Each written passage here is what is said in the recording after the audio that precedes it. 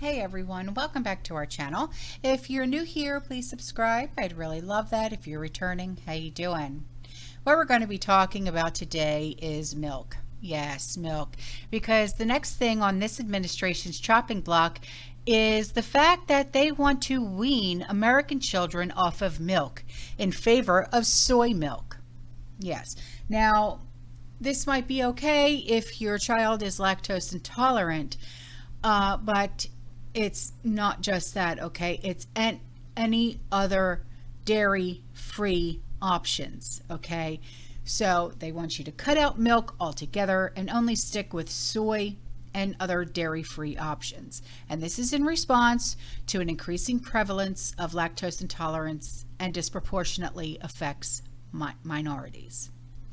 So, if you are on WIC, you know that WIC, unless you have, I think you have to have permission from a pediatrician, yes? In order to get the dairy-free, I think, right? You have to stick with milk. So, as a result, sorry to say this, but milk rations will be slashed for low-income families receiving benefits from major federal food assistance programs like WIC, okay, which is Women, Infant, and Children. And the U.S. Department of Agriculture is weighing cuts to the Special Supplement Nutrition Program for Women, Infants, and Children, like I said. And the plan would slash the monthly allotment of milk to pregnant women by 6 quarts and to young children by 4 quarts. Now, in exchange, WIC recipients would have more access to soy-based dairy alternatives and other milk substitutes like almond milk. Okay? Now, states administering WIC would be required to ensure access to lactose-free options for milk.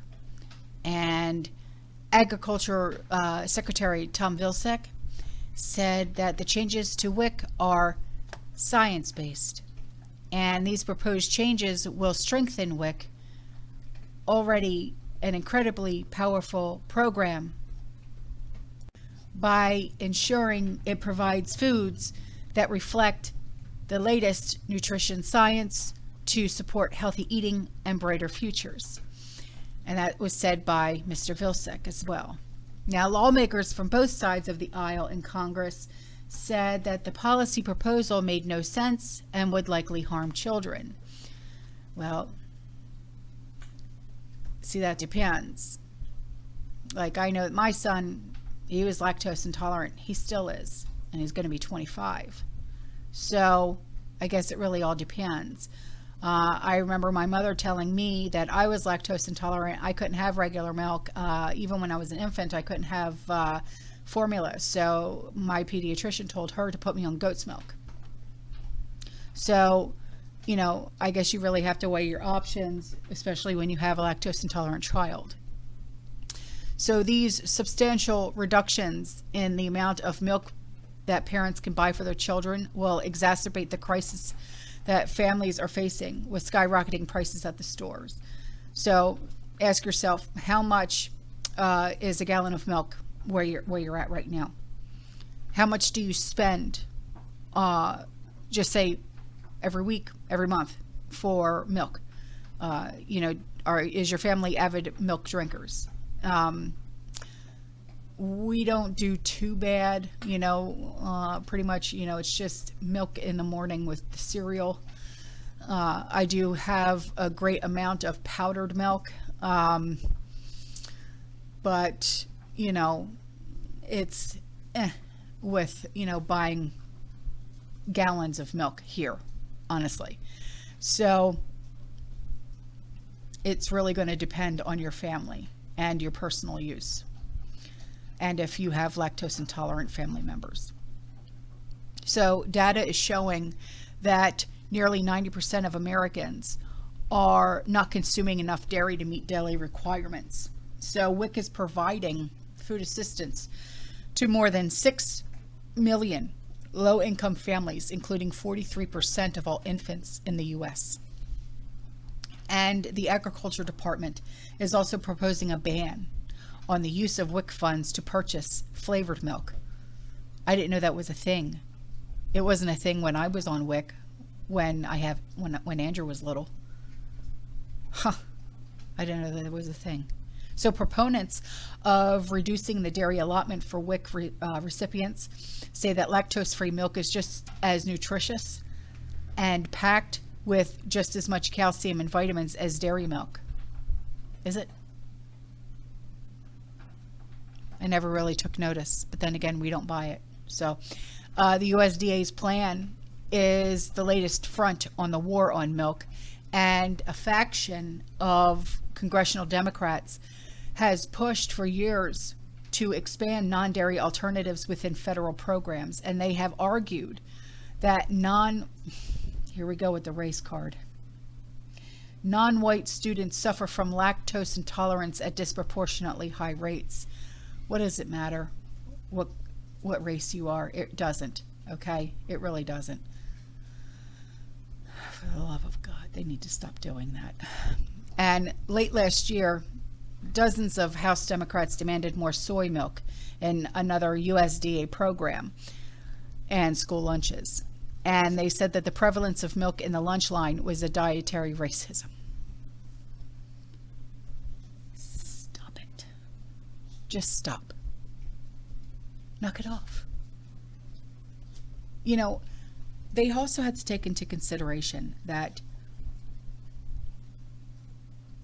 there's also people that are allergic to soy. There's also people that are allergic to nuts. They can't have almond milk.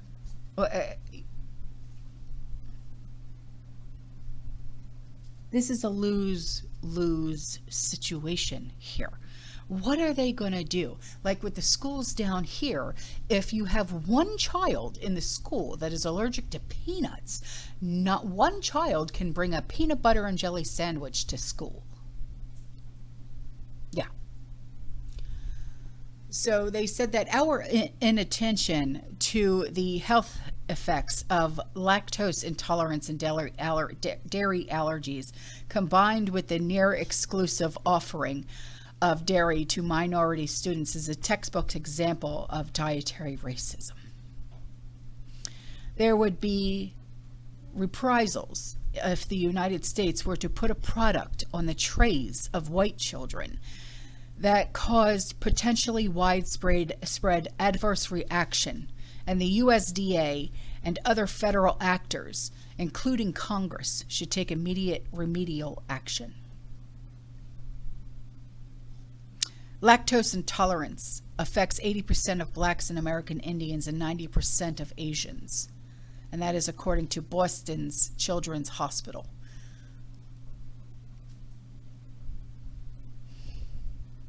It affects people of all types. Knock it off with the race card. For the love of God. So there has been legislation that has been introduced that would require schools to provide non-dairy options that request of a student or their parent or guardian. Okay, so the parent or guardian or the student has to request it. And they cited a 2019 USDA report estimating that taxpayers help subsidize $300 million each year in unopened, discarded milk from school lunches. And the bill has the backing of Animal Wellness Action, a group dedicated to influencing legislation to protect animals and ensure better lives for wild and captive animals. Our nation's milk mandate is a surefire way to cause digestive distress and to impede classroom learning for millions of school kids with lactose intolerance. It's also a matter of reckless food and fiscal waste, easily remedied by giving kids a soy milk option. We are excited to work with Representatives Troy Carter and Nancy Mace to deliver nutritional choice in the lunchroom.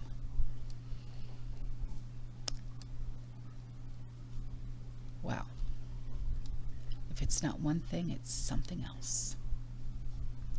All right, guys, I'm out of here. All right, I will see you in the next one. You stay safe, you stay positive, you keep prepping. And as always, fear less.